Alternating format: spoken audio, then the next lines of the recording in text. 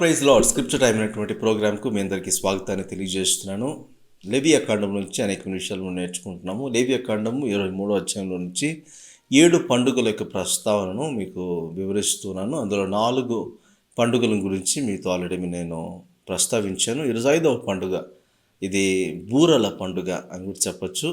ఇది బూరలు ఊదినప్పుడు ఏం జరుగుతుంది, మరి దాని యొక్క ప్రాముఖ్యత ఏంటి, మరి యేసయ్య లేకపోతే రాబోయేటువంటి తరాలలో ఆయన చేయబోయేటువంటి విషయాన్ని గురించి కూడా మనం ప్రస్తావించడానికి ఈ యొక్క పండుగను గురించిన ప్రస్తావన, దీని యొక్క ఉద్దేశాన్ని మనం గ్రహించడానికి దేవుడు మనకు సహాయం చేసి నడిపించును గాక. లేవియా కాండం 23వ అధ్యాయంలో దీని గురించిన ప్రస్తావన మనకు కనపడుతుంది. అయితే ఆ ప్రస్తావనలోకి వెళ్ళే కంటే ముందు మీకు ఒక వచనాన్ని నేను చదివి వినిపించాలని ఆశపడుతున్నాను. లేవియా కాండము 23వ అధ్యాయం 22వ వచనం మీరు చదివినప్పుడు, మీరు మీ భూమిలో పంటను కోసినప్పుడు మీ పొలం అంచుల వరకు కోయకండి, లేదా మీ పంటలోని పంటలను సేకరించకండి, వాటిని పేదలకు మరియు విదేశీయులకు వదిలివేయండి, నేను మీ దేవుడైన యెహోవాను. ఈ మాట ఆయన చెప్పడంలో గల కారణం ఏంటి అని మనం ఆలోచన చేస్తే, ఈ యొక్క వచనము ప్రాముఖ్యంగా 2 వచనాల మధ్యలో ఉంటుంది. ఒకటి, దేవుడి 2 విందుల నెరవేర్పు మధ్య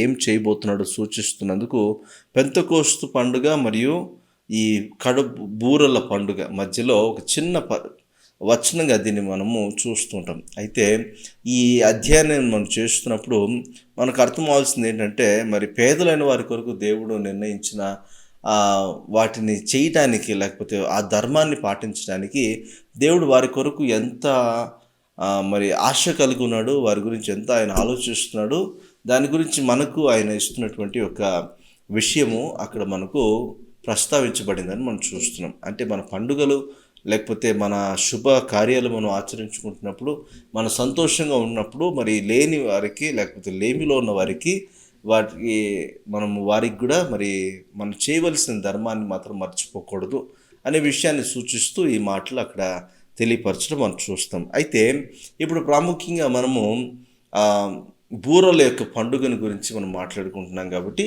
ఈ బూరలు ఎప్పుడు ఊదబడతాయి, ఈ బూరలు ఊదినప్పుడు ఏమేమి జరుగుతాయి అనే విషయాల గురించి ఈరోజు మీతో ప్రస్తావించాలని ఆశపడుతుంది.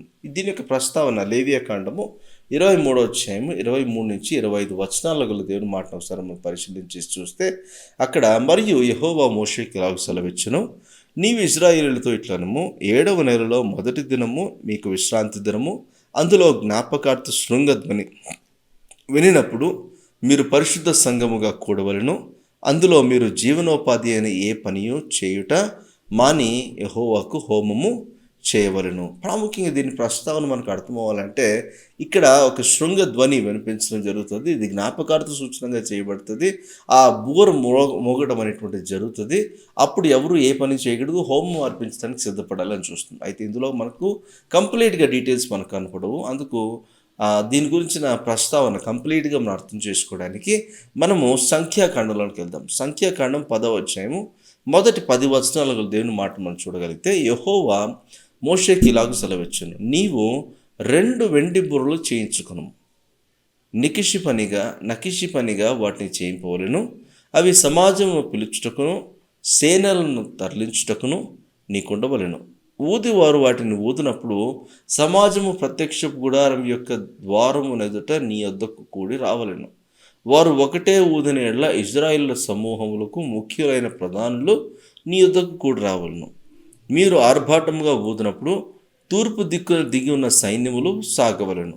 మీరు 2వ మారు ఆర్భాటంగా ఊదినప్పుడు దక్షిణ దిక్కున దిగిన సైన్యములు సాగవలను. వారు ప్రయాణమైపోయినప్పుడు ఆర్భాటముగా ఊదవలను. సమాజమును కూర్చున్నప్పుడు ఊదవలను కానీ ఆర్భాటము చేయవలదు. అహరోను కుమారులైన యాజకులు ఆ బూరలు ఊదవలను.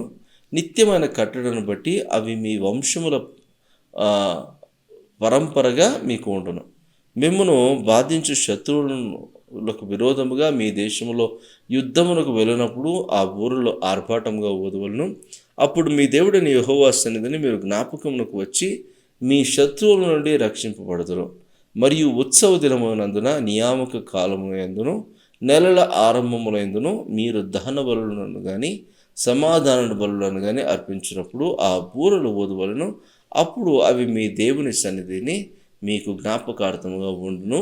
మీ దేవుడిని యెహోవాను నేనే. ఈ మాటలు మనము ఆ, దేవుని వాక్యం ద్వారా చూస్తాం. ఇక్కడ చాలా డీటెయిల్గా ఎప్పుడెప్పుడు బూరలు ఊదుతారు, బూరలు ఊదినప్పుడు ఎవరెవరో ఏమేమి ధర్మాన్ని పాటించాలి, ఎవరెవరు ఎలా ప్రవర్తించాలి, ఎలా నడుచుకోవాలి, ఎవరెవరు ఎలా సమకూర్చబడాలి, ఏ ఏ సందర్భాలలో ఈ బూరలు ఊదబడతాయి, ఎవరు ఊదుతారు, ఊదినప్పుడు ఎవరు ఎలా ప్రవర్తిస్తారు అనేవన్నీ కూడా ఇక్కడ రాసిపెట్టడం మనం చూస్తాం. 4 ప్రాముఖ్యమైన విషయాలు.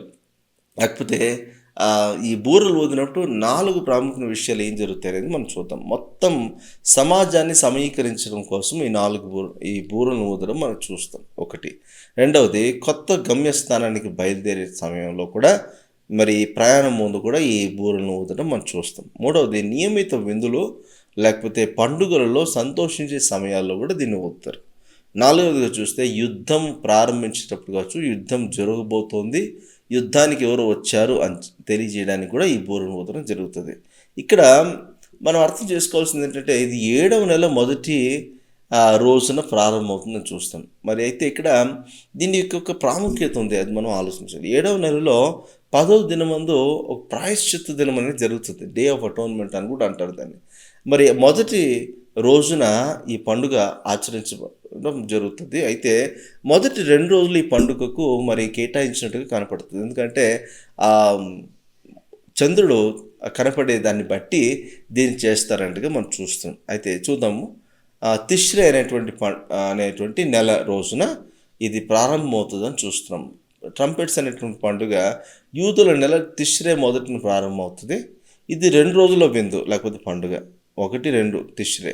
ఎందుకంటే విందుకు అమావాస్య దర్శనం అవసరము, మరియు ఆ తర్వాత దర్శనాన్ని యాజకులైన వాళ్ళు చూడాల్సి ఉంటుంది. సో ఇది ఖచ్చితంగా ఎప్పుడు జరుగుతుందనే అనిశ్చితి కారణంగా దీన్ని 2 రోజుల పాటు జరుపుకుంటారు. తిష్రే 1 నుండి తిష్రే 10న ప్రాయశ్చిత్తం చేసేటువంటి రోజు వరకు సమిష్టిగా విస్మయం యొక్క రోజులు లేకపోతే ఆవ్ అని కూడా దీన్ని పిలుస్తారు.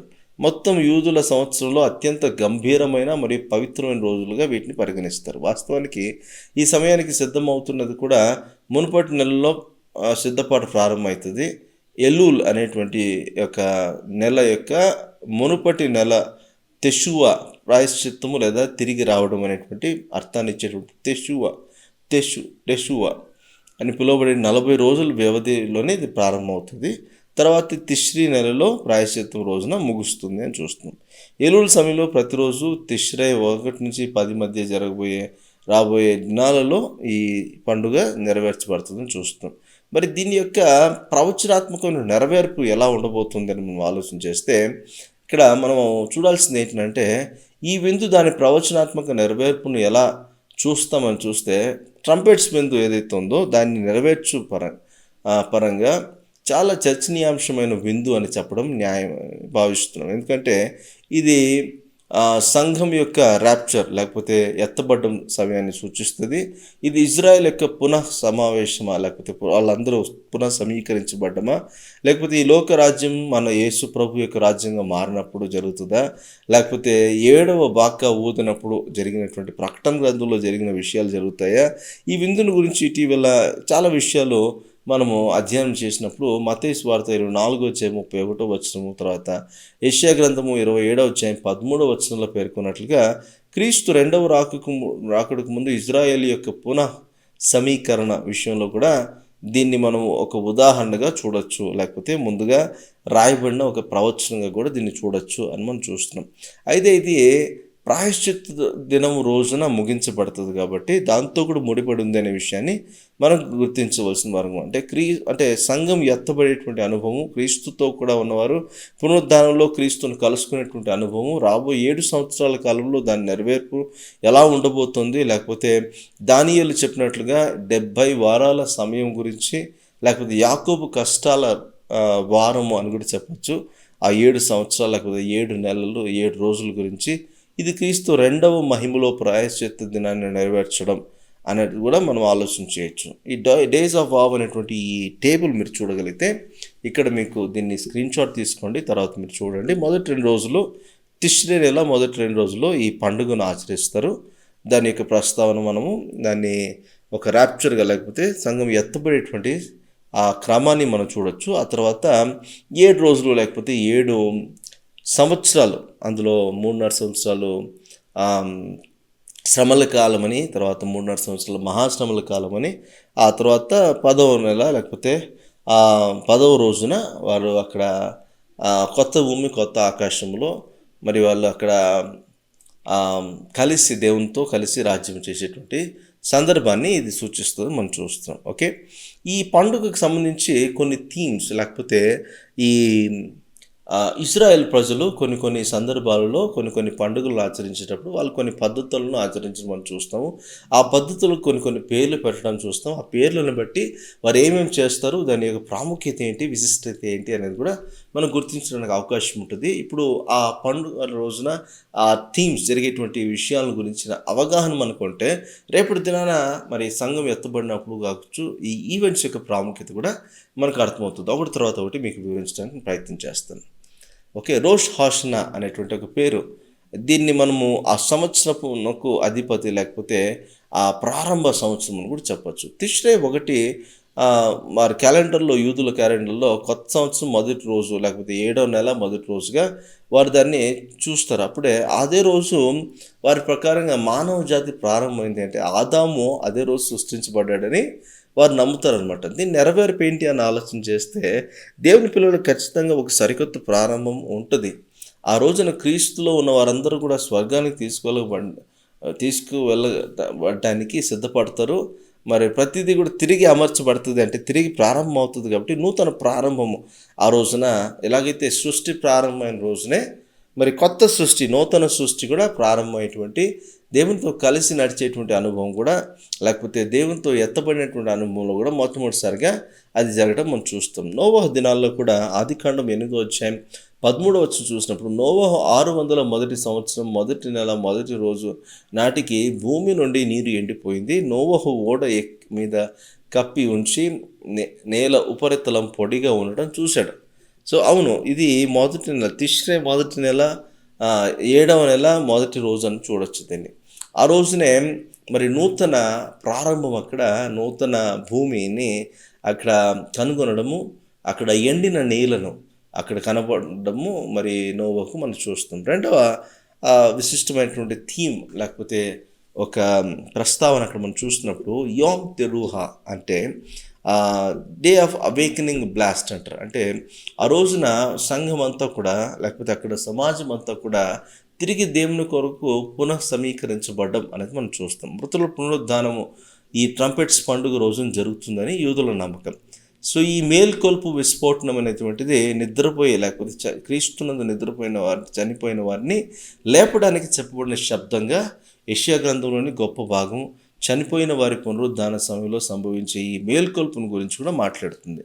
సో అలాగే మనం చూసినప్పుడు యెషయా గ్రంథం 26వ అధ్యాయం 19వ వచనం చూసినప్పుడు శవాలు పైకి లేస్తాయని, చనిపోయిన వారు బ్రతుకుతారని, ధూళిలో ఉన్నవారు మేల్కొని తిరిగి ఆనందంతో కేకలేస్తారని, మరి మంచు కురిసినట్టుగా మంచు వంటిది భూమి మీద చనిపోయిన ఆత్మల మీద పడినప్పుడు వారు తిరిగి జన్మిస్తారని, ఇలాంటి విషయాలు మనం చూస్తాం. వీటి యొక్క నెరవేర్పు ఏంటి అని ఆలోచన చేస్తే సంఘం ఎత్తబడినప్పుడు ట్రంపెట్ వినపడుతుంది, అప్పుడు చనిపోయిన వారు లేస్తారు. అదే మనం తెస్సలోనికీయులకు రాసిన మొదటి పత్రిక 4వ అధ్యాయం 16-17 వచనాలు చూస్తున్నప్పుడు ప్రభు బూర ఊదినప్పుడు, ప్రభు మధ్యాకాశంలోకి వచ్చినప్పుడు క్రీస్తునందు మృతులైన వారు మొదట లేస్తారు, ఆ తర్వాత సజీవులుగా ఉన్నవారు క్రీస్తునందు విశ్వాసం ఉంచిన వారు ఆయన్ను కలుసుకోవడానికి ఆయనకు వెళ్తారనే విషయాన్ని అక్కడ సూచించగలుగుతుంది.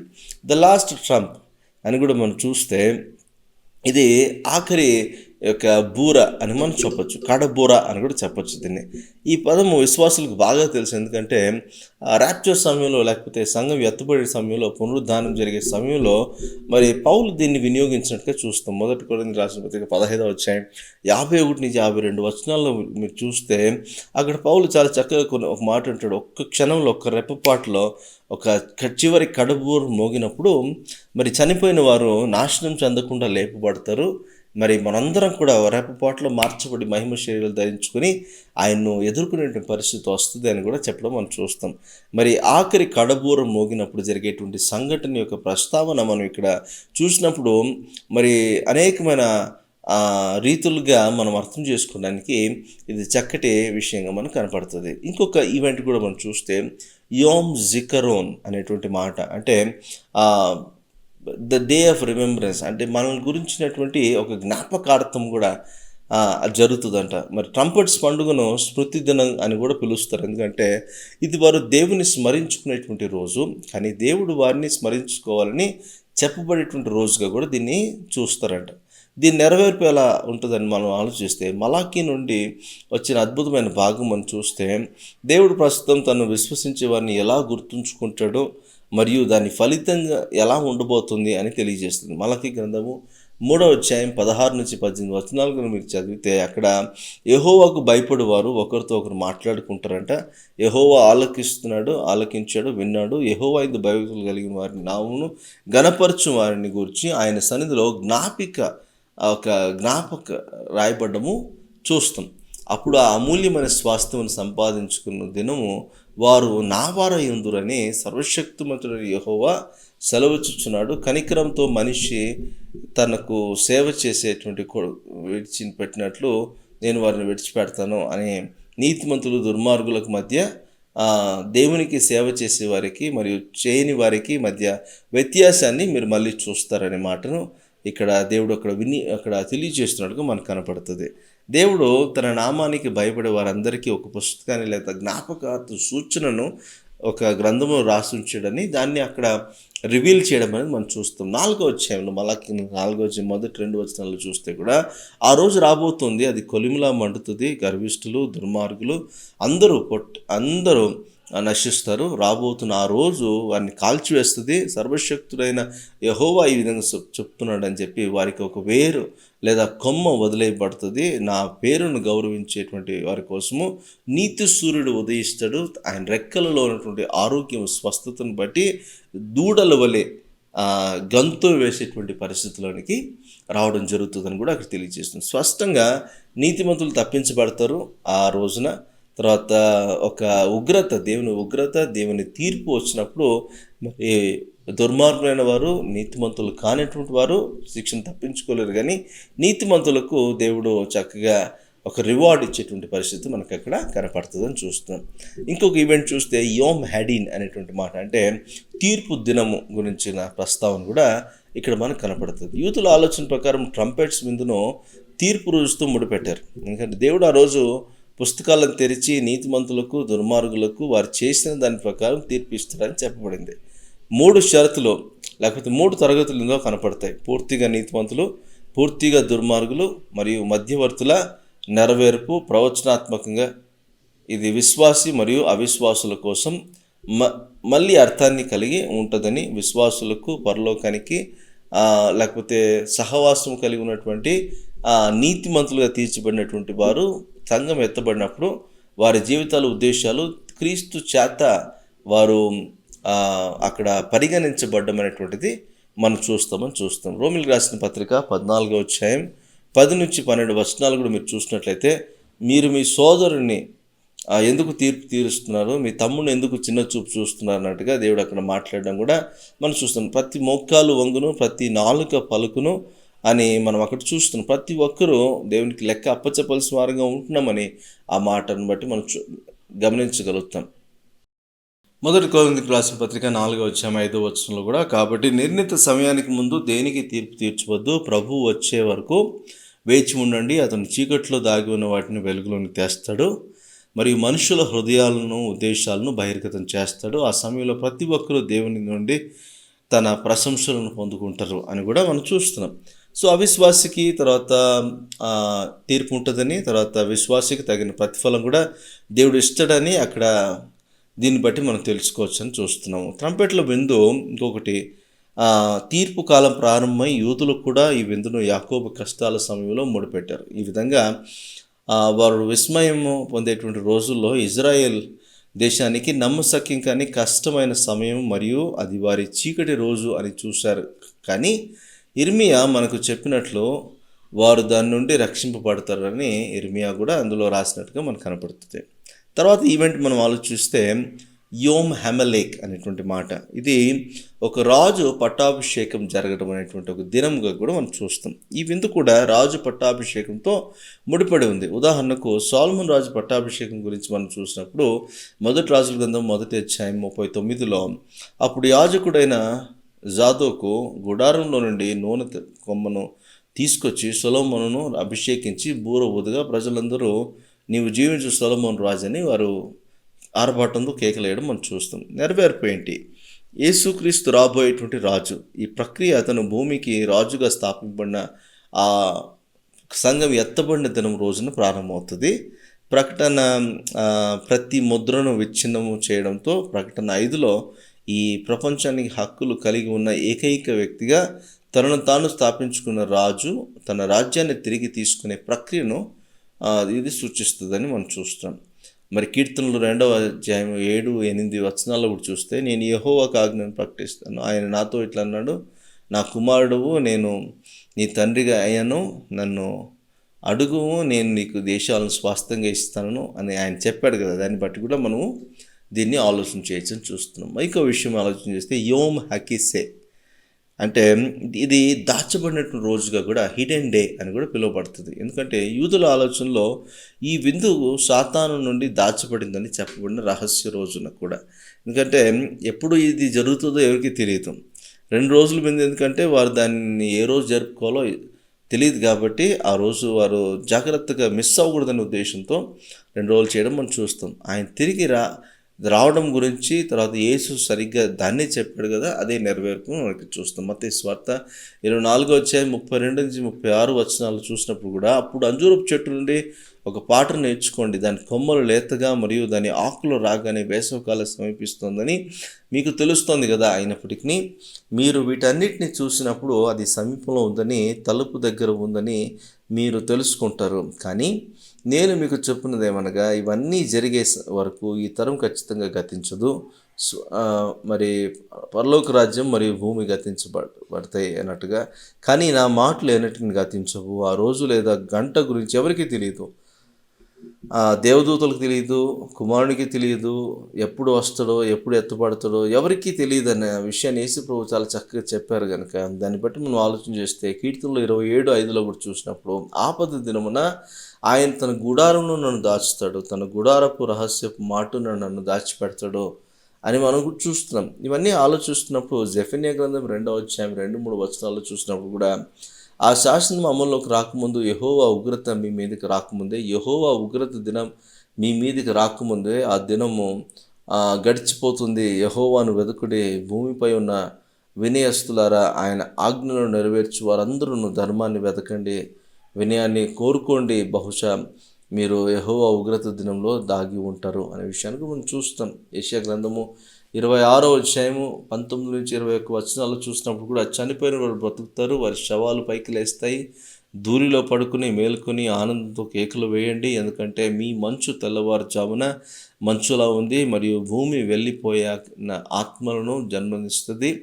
నా ప్రజలారా రండి, మీ గదుల్లో ప్రవేశించండి, మరియు మీ వెనుక మీ తలుపులు మూసుకోండి, ఆగ్రహవేశాలు వెల్లువెత్తే వరకు కొద్దిసేపు దాచండి. ఇదిగో భూనివాసులను వారి దోషములను బట్టి శిక్షించుటకు యెహోవా తన స్థలము నుండి బయలుదేరబోతున్నాడు, మరియు భూమి తన రక్తపాతాన్ని వెల్లడిస్తుంది, మరియు ఆమె చంపబడిన వారికి అది వేయదు అనేటువంటి మాటలు కూడా మనం చూస్తున్నాం. ఇవన్నీ అర్థం చేసుకున్నప్పుడు ఈ ఈవెంట్స్ అన్నీ కూడా ఆ రోజున సంఘం ఎత్తబడినప్పుడు జరిగేటువంటి విషయాలకు ఒక నాందిగా కనపడుతున్నాయి. మరి opening of gates of haven, స్వర్గ ద్వారాలు కూడా తెరవబడడం అనేటువంటిది మనం చూస్తాం. ఈ విందు యూదుల ఆలోచనలో ప్రకారము స్వర్గ ద్వారాలు తెరవబడేటువంటి రోజుగా కూడా దీన్ని చూస్తారంట. ఎందుకంటే మనం ఆలోచన చేస్తే ప్రకటన 4లో యోహాను అక్కడ కొనిపోబడినప్పుడు అక్కడ ద్వారాలు తెరవబడ్డము, అక్కడికి వెళ్ళి పరలోక దర్శనాన్ని అతను చూడడం మనం చూస్తాం. ప్రకటన గ్రంథం 4వ అధ్యాయం 1-3 వచనాల్లో దాని గురించిన ప్రస్తావన మనకు కనపడుతుంది. ఇక్కడ కొన్ని సమాంతరాలు మనం గమనించగలిగితే, యోహాను చూడగా పరలోకంలో ఒక తలుపు తెరిచి ఉంది. అంటే ట్రంపెట్స్ ఇందులో పేర్కొన్న ద్వారాలు తెరవబడడం అంటే, మళ్ళీ తెరవబడడం అంటే ఇదే. యోహాను ట్రంపెట్ వంటి స్వరం విన్నాడు అని ఉంది. అంటే రాప్చర్లో జరిగేది ఏంటంటే, ఇలాంటి స్వరాన్నే, ఇలాంటి ట్రంపెట్స్ మోగడాన్ని మనం వింటామని. తర్వాత ఇక్కడికి రమ్మని యోహానుకు ఆజ్ఞాపించారంట. సో మనల్ని రమ్మని పరలోకం నుంచి ఒక స్వరం మనం వినటం కూడా జరుగుతుందని మనము గమనించవచ్చు. తర్వాత దీని తర్వాత ఏమి జరుగుతుందో జాన్ చూడవలసి వచ్చింది, చూశాడు కదా, దాన్ని రాశాడు కదా. సో మనకు ఏం జరుగుతుంది, పరలోకం ఎలా మనకు తెరవబడుతుంది, ఎలా అక్కడ విషయాలు కొన్ని గ్రహించగలడానికి అవకాశం ఉంటుంది. ఇది చర్చి మరి లేకపోతే సంఘం ఎత్తబడినప్పుడు ఇది జరుగుతాయని చూస్తుంది. యోహాను వెంటనే పరలోకంలో సింహాసనం ముందు ఉన్నాడు. మరి మనం కూడా ఎత్తబడినటువంటి వారుగా ఆయన సింహాసనం ఎదుట మనం ఉంటామనే విషయాన్ని చూస్తున్నాం. ఆఖరిగా చూస్తే ఈ థీమ్ అంటే ఈ పండుగలో మెయిన్ థీమ్ ఏంటంటే the wedding of the messiah యొక్క వివాహ మహోత్సవం అని కూడా మనం చూస్తాం. 7 సంవత్సరాలు లేకపోతే 7 మీకు ఆవులో మిగిలిన 7 రోజులు 10 రోజుల్లో మొదటి 2 రోజుల్లో ఈ పండుగ ఫీస్ట్ ఆఫ్ ట్రంపెట్స్ జరుగుతుంది. 7 రోజుల తర్వాత ఆఖరి రోజున ప్రాయశ్చిత్త పండుగ. అంటే ఆ 7 రోజుల మధ్యలో ఒక ఫీస్ట్ జరుగుతుంది. ఆ శ్రమల కాలం, మహాశ్రమల కాలం విడబడిన వారికి ఉంటుంది అనే విషయాన్ని కూడా మనం నేర్చుకున్నాం ఆల్రెడీ. అంటే దీన్ని బట్టి మనం అర్థం చేస్తే ప్రకటన గ్రంథం 19వ అధ్యాయంలో 7 నుంచి 9 వచనాలు చూస్తే సంతోషించి ఆయనను మహిమపరచుదాం రండి, గొర్రెపిల్ల పెళ్ళికి రండి అని మనం అక్కడ వధువు తనను తాను సిద్ధం చేసుకుంది. ప్రకాశవంతమైన మరియు శుభ్రమైన నార ఆమెకు ధరించడానికి ఇవ్వబడింది. సన్నని నార అనేది పరిశుద్ధుల నీతి క్రియలను సూచిస్తుంది. అప్పుడు దేవదూత నాతో ఇలా అన్నాడు, గొర్రెపిల్ల వివాహ విందుకు ఆహ్వానించబడిన వారు ధన్యులు అని రాయండి. మరియు అతను ఇలా అన్నాడు, ఇవి దేవుని నిజమైన మాటలు అని చెప్పాడు. న్యాయంగా తీర్పు తీర్చువాడు మరియు అతనిని అనుసరించేవాడు తెల్లని మరియు శుభ్రమైన నారను ధరించువాడే అని ఇలాంటివన్నీ కూడా మనకు అక్కడ తెలియచేయడం మనం చూస్తాం. అంటే ఈ బూర ఊదేటువంటి యొక్క క్రమంలో ఈ పండుగ ఆచరించేటువంటి సమయంలో రేపటి దినాన జరగబోయేటువంటి సంఘం ఎత్తబడేటువంటి క్రమాన్ని కూడా ఇందులో పొందుపరచడం మనం చూస్తాం. మరి వ్యక్తిగతంగా ఇవన్నీ మనం ఆలోచించుకుంటూ వెళ్ళినప్పుడు ఈ అధ్యయనం అంతా మనం చూస్తున్నప్పుడు ఇలా మనం ఎలా సిద్ధపడాల్సి ఉంది, పరలోకం మనకు తెరవబడినప్పుడు మనం ఆ బూర వినపడేటప్పటికి మనం ఎలా సిద్ధపడి ఉండాలి, ఆ బూరను వినకుండా మనం ఎలా ఉండకూడదో మరి ఇవన్నీ గ్రహించుకోవడానికి ఈ బూరల యొక్క పండుగ మనకు ఎంతగానో ఉపయోగపడుతుంది. మనం ఇప్పుడేదో బూర ఊదాల్సిన అవసరం లేదు, కానీ ఇప్పుడేదో షోఫోర్ని తీసుకొచ్చి మనం కూడా ఇప్పుడు బూరను ఊది ఏదో పండుగ చేయాలని కాదు, కానీ కడబూర మన కొరకు ఊదబడుతుంది. ఊదబడినప్పుడు సంఘం ఎత్తబడుతుంది. ఆ ఎత్తబడే గుంపులో మనం కూడా ఉండాలి. ఒకవేళ సంఘం ఎత్తబడేటప్పటికి మనం చనిపోతే కూడా క్రీస్తునందు మృతులైన వారు మొదట తిరిగి లేస్తారన్నప్పుడు మన ఆత్మ ట్యూన్ అయి ఉన్నప్పుడు ఖచ్చితంగా మనము దేవుని యొక్క కడబూరను వినగలుగుతాము. పరలోకంలో మనకు ప్రవేశం దొరుకుతుంది. పరలోకంలో యేసుతో కూడా కలిసి 7 సంవత్సరాలు మనం విధులో పాల్గొనేటువంటి అనుభవంలోనికి వెళ్తామనేటువంటి ఈ ఈవెంట్స్ అన్నిటి ద్వారా కూడా మనం నేర్చుకోవడానికి అవకాశం ఉంది. ఈరోజు మీకు 5వ పండుగ యొక్క ప్రస్తావన మీకు తెలియజేశాను, వివరణ. మరి నెక్స్ట్ ఎపిసోడ్లో మీకు 6వ పండుగను గురించిన ప్రస్తావన, దాని యొక్క విశిష్టత, దాని యొక్క వివరణ ఇవ్వడానికి నేను ఇష్టపడుతున్నాను. మీరు దీవించబడుతున్నాను నేను నమ్ముతున్నాను. మరి ఈ మాటలు మీరు ధ్యానిస్తున్నప్పుడు దేవుడు మీ యొక్క హృదయాంతరంగాలను తెరిచినప్పుడు మరి ఇంకా స్పష్టంగా దేవుని వాక్యాన్ని నేర్చుకోవడానికి మీరు సిద్ధపడతారని నేను నమ్ముతున్నాను. మరొకసారి మీకు శుభాలు తెలియజేస్తూ ఈ యొక్క ఎపిసోడ్ని ముగిస్తున్నాను. Thank you.